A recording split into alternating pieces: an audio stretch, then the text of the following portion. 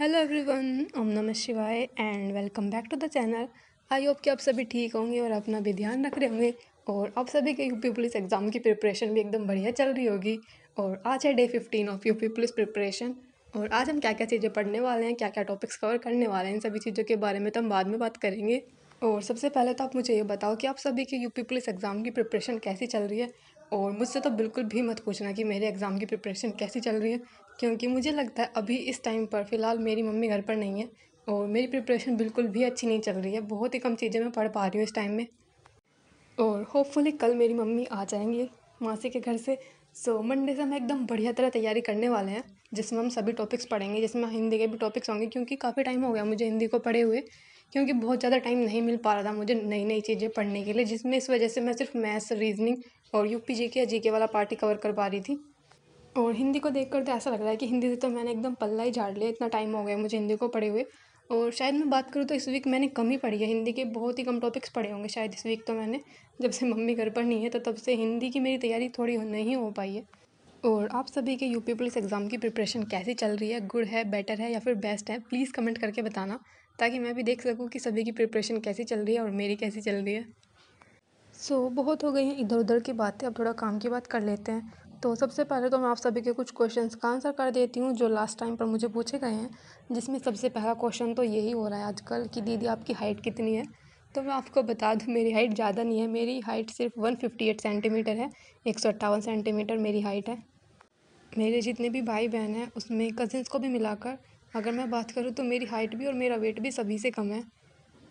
और जो मेरे सबसे छोटे कज़िन्स हैं जो अभी 10th या 11th में होंगे, उनके वेट और हाइट से भी कम है मेरा वेट और हाइट। तो कभी कभी ऐसा होता है ना कि जब हम कभी रिलेटिव्स के घर पर जाते हैं और वो पूछते हैं कि क्या कर रही है बच्ची, तो जैसे पापा बताते हैं कि ग्रेजुएशन कंप्लीट हो चुकी है और बीएड भी कंप्लीट हो चुकी है, तो उनको लगता ही नहीं, अभी उनको लगता है 11th या 12th में ही अभी तो क्योंकि हाइट और वेट थोड़ा कम है इस वजह से थोड़ा लगता है कि अभी मैं छोटी क्लास में हूँ। और सेकंड क्वेश्चन आप सभी का ये होता है कि दीदी आपकी डेट ऑफ बर्थ क्या है या फिर आपकी एज क्या है। तो इस वाले क्वेश्चन का आंसर मैंने कभी किसी को नहीं किया है, तो प्लीज़ आप भी मत किया करो ये क्वेश्चन। और बाकी कर सकते हो आप ये क्वेश्चन, बट मैं आंसर नहीं करूँगी, बस मैं इतना बोलना चाहती हूँ, क्योंकि मुझे अपनी एज बताना बिल्कुल भी पसंद नहीं है। और अच्छा, बुरा मत मानना कि दीदी ने एज नहीं बताई है, आप सभी भी एक फैमिली की तरह हो, बट स्टिल मैं आपको एज नहीं बताने वाली हूँ।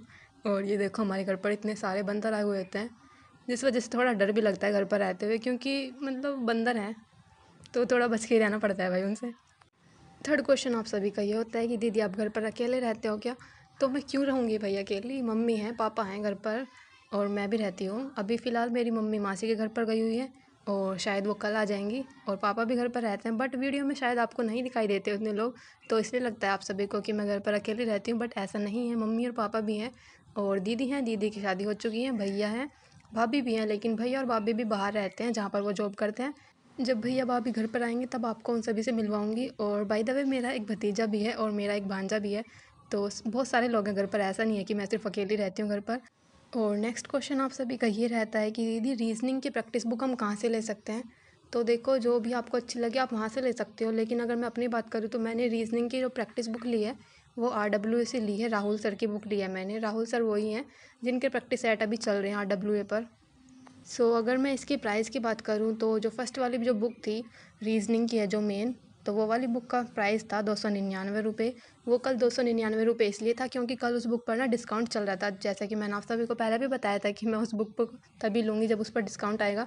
तो मैंने कल वो ऑर्डर कर दी थी, लेकिन अगर आप उस बुक को अगर चेक करोगे तो शायद उसका प्राइस 299 नहीं होगा, शायद अब उसका प्राइस ज़्यादा हो चुका होगा। और सेकंड बुक थी मेंटल एप्टीट्यूड वाली, जो कि RW से ही ली है वो भी मैंने, और वो 55 रुपये की है।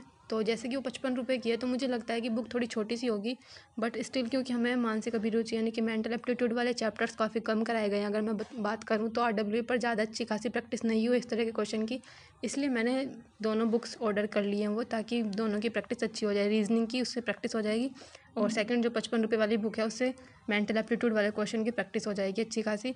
तो ये दोनों बुक मैंने ऑर्डर कर ली हैं। पहली वाले की बात करूँ तो वो 299 रुपये की थी, और दूसरी की अगर बात करूँ तो वो 55 रुपये की थी। और कोई भी बुक लेने से पहले ना प्लीज़ उसके रिव्यू वगैरह चेक कर लिया करो, वहीं पर उसकी PDF भी डली होती है उस बुक की कि किस तरह के क्वेश्चन है उस बुक के अंदर, और उससे रिलेटेड थोड़ी बहुत चीज़ें बताई हुई होती हैं, तो प्लीज़ आप वो सभी चेक कर लिया करो। किसी के बोलने से मत लो कोई भी बुक, जो आपको अच्छी लगती है उस अकॉर्डिंग आप ले सकते हो। और नेक्स्ट क्वेश्चन आप सभी का ये होता है कि दीदी आप हिंदी कहाँ से पढ़ते हो जब आप बोलते हो कि नोट्स से पढ़ाई कर रही हूँ मैं। तो जो मैंने हिंदी के नोट्स बनाए हुए हैं ये RWA के नोट्स नहीं हैं, क्योंकि आप सब ये पूछते रहते हो कि दीदी आपने हिंदी के RWA के नोट्स बनाए हुए हैं। तो ये RWA के नोट्स नहीं हैं, RWA पर सिर्फ प्रैक्टिस सेशन चल रहे हैं। अगर मैं बात करूँ तो नवीन सर प्रैक्टिस क्लास ले रहे थे RWA पर, लेकिन फ़िलहाल तो वो बंद हो चुके हैं। शायद नवीन सर नहीं ले रहे हैं, वो प्रैक्टिस क्लास तो चल रही है अभी भी, लेकिन नवीन सर ने 40 क्लासेस कराई हुई हैं उस पर। अभी सर ने बंद कर दी है, मतलब नवीन सर नहीं पढ़ा रहे हैं अब उन क्लासेस में, दूसरे टीचर आए हुए हैं। अगर मैं अपने नोट्स की बात करूँ कि हिंदी के मैंने नोट्स कहाँ से बनाए हैं, तो ये मैंने बनाए हैं अरुण सर से। और अरुण सर जो करियर विल पर हिंदी पढ़ाते हैं, अरुण सर वो वाले अरुण सर हैं। तो आप थोड़ा सा सर्च कर लेना अगर आप उनके बारे में पढ़ोगे, क्योंकि जिस टाइम पर मैंने नोट्स बनाए थे उस टाइम पर RWA नहीं था आई थिंक, क्योंकि मैंने 2-3 साल पहले ये नोट्स बनाए थे अपने हिंदी के, तो उस टाइम पर RWA नहीं था। और मैंने आप सभी के सभी क्वेश्चंस के आंसर कर दिए हैं। और अब देखते हैं कि आज हम क्या क्या टॉपिक्स पढ़ने वाले हैं और क्या क्या चीज़ें कवर करने वाले हैं। और मैं आपको पहले बता देती हूँ कि अभी इस टाइम पर मेरी पढ़ाई बहुत ज़्यादा नहीं हो पा रही है, इसलिए आज मैंने सिर्फ यही सब चीज़ें पढ़ने का डिसाइड किया, क्योंकि पूरा दिन काम में निकल जाता है। अगर मैं बात करूँ तो सुबह बहुत लेट तक निपटता है मेरा काम, और आज तो मुझे बहुत ज़्यादा लेट हो गया था सारा काम निपटाने में। तो इस टाइम जब मैं पढ़ने बैठी थी तो काफ़ी टाइम हो रहा था इस टाइम। तो सबसे पहले तो मैंने UPGK पढ़ने का डिसाइड किया, क्योंकि ये लगभग 4.5 घंटे की क्लास और ये मेरी कंप्लीट होने वाली है। तो आज मैं इसको कंप्लीट कर लूँगी। इसका हाफ़ पार्ट मैं पहले ही कर चुकी थी, इसका हाफ़ पार्ट मैं आज कर लूँगी, तो ये UPGK वाली क्लास पूरी कंप्लीट हो जाएगी। और ये क्लास है अंकित भाटी सर ने ली है, ये RWA पर UPGK बाय अंकित भाटी सर। तो अगर आपको भी लेनी है तो आप ले सकती हो। मुझे लगता है कि काफ़ी सारी चीज़ें या बेसिक सी चीज़ें हमारे यहाँ से क्लियर हो जाएंगी जो UPGK में आती हैं। और इस UPGK वाली क्लास की अगर मैं बात करूँ तो इसमें सारी चीज़ें ना फैक्ट वाली हैं, जो हमें याद करनी ही पड़ेंगी। जितनी भी सभी चीज़ें हैं सब फैक्ट हैं, जो बस मतलब एकदम एकदम अच्छे से याद होने चाहिए, क्योंकि एग्ज़ाम के टाइम पर हम भूल जाते हैं ये सब पढ़ी हुई चीज़ें, स्पेशली GK और GS वाला पार्ट तो हम भूल जाते हैं। तो ये सभी ऐसी चीज़ें थी जो हमें बिल्कुल एकदम अच्छे से याद होनी चाहिए। ये आई थिंक 2 घंटे में मेरी कंप्लीट हुई थी UPGK वाली क्लास। और उसके बाद मैंने बनाई थी चाय अपनी। चाय बनाकर थोड़ी देर मैंने रेस्ट किया, क्योंकि ये वाली क्लास ना UPGK वाली क्लास थोड़ी बड़ी हो गई थी, और इन सभी को नोट्स भी करना होता है तो काफ़ी टाइम लग जाता है। इसके मैंने प्रॉपर नोट्स बनाए हैं UPGK वाली क्लास के। और ये जो UPGK वाली क्लास थी ना, ये 35 पेज में आई है मेरी। तो मतलब 35 पेज मैंने लिखे हैं 2 दिन में।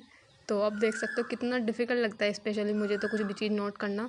तो ज़्यादातर मैं अपनी जितनी भी GK GS वाली क्लास ले रही हूँ RWA से, मैं उनके नोट्स नहीं बना रही हूँ, लेकिन ये पहली क्लास है UPGK की जिसको मैंने एकदम प्रॉपर नोट्स बनाए हैं अपने। और यहाँ पर बैठ गई थी मैं अपना मैथ्स वाला पार्ट कंप्लीट करने के लिए, क्योंकि यहाँ पर मुझे मैथ्स की अपनी क्लास लेनी है जो राहुल सर लेते हैं, राहुल तेवतिया सर, लाभ और हानि के उसमें क्वेश्चन चल रहे हैं। तो थर्ड क्लास थी आई थिंक ये लाभ और हानि वाले चैप्टर की। और इसमें आज थोड़े अच्छे क्वेश्चन कराए गए हैं, क्योंकि पहली क्लास की और दूसरी क्लास की बात करूँ तो मैं वो दोनों क्लास काफ़ी ईजी सी थी, और पहली क्लास तो बहुत ही ज़्यादा ईजी थी। ये थर्ड वाली क्लास थी जो कुछ अच्छी थी, क्योंकि इसमें वो वाले क्वेश्चन होते हैं ना, बेईमान दुकानदार वाले, और 2 खरीदे 1 मुफ्त पाएँ, इस तरह के क्वेश्चन होते हैं। इस तरह के क्वेश्चन कराए गए थे, और शायद नेक्स्ट क्लास में और भी होंगे इस तरह के क्वेश्चन। तो ये वाले क्वेश्चन आने के ज़्यादा चांसेस लगते हैं, क्योंकि ये देखने में थोड़ा छोटे से लगते हैं और इजी से लगते हैं, लेकिन इनमें थोड़ा सा लॉजिक लगाना होता है। और मैथ्स वाली क्लास तो मेरी काफ़ी आराम से काफ़ी कम टाइम में कंप्लीट हो जाती है, तो बहुत ज़्यादा टाइम नहीं लगता इस क्लास को करने में। तो ये काफ़ी आराम से जल्दी हो गई थी, और शायद ये कम टाइम में कराई थी सर ने। और उसके बाद मैंने ली थी रीजनिंग की क्लास। तो सबसे पहले रीजनिंग की क्लास के लिए मैंने एक प्रैक्टिस सेट सोल्व किया जो राहुल सर डेली कराते हैं, उसमें से एक प्रैक्टिस सेट सोल्व किया था। और दूसरी क्लास मैंने ली थी इस पर मेंटल एप्टीट्यूड की क्लास, जो कि संदीप सर ने पुराने टाइम पर कराई हुई है। पुराने टाइम का मतलब जब हमारा एग्ज़ाम था जनवरी और फरवरी के आसपास जो सर क्लासेस ले रहे थे, वहाँ से मैंने मेंटल एप्टीट्यूड की क्लास ली थी। और अब हमें थोड़ा सा मेंटल एप्टीट्यूड की क्लास के लिए अपने आप को प्रिपेयर कर लेना चाहिए, क्योंकि अब हमने जो बुक ऑर्डर किया है फिर उसके बाद उससे उसकी अच्छी प्रैक्टिस हो जाएगी इन सभी क्वेश्चंस की। तो इसलिए जितना हो सके हमें थोड़ी प्रैक्टिस कर लेनी चाहिए पहले ही, ताकि जब हम अपनी मेंटल एप्टीट्यूड वाली बुक से अपने क्वेश्चन बना रहे होंगे तो हमारे अच्छे से ईजिली वो क्वेश्चन हो जाएँ। और अगर मैं बात करूँ मैथ्स वाला पार्ट और रीजनिंग वाला पार्ट, मेरा काफ़ी कम टाइम में कंप्लीट हो जाता है। इसमें मुझे ज़्यादा टाइम नहीं लगता।